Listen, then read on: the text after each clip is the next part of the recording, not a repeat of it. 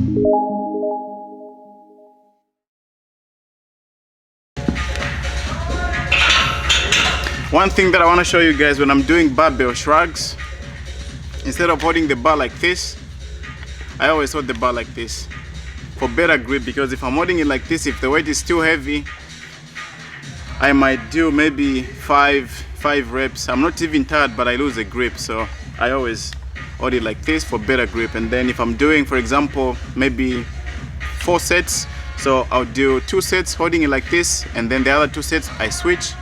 I do the rest of the 2 sets holding it like this. So maybe you should try that too. Maybe it works for you for a better grip.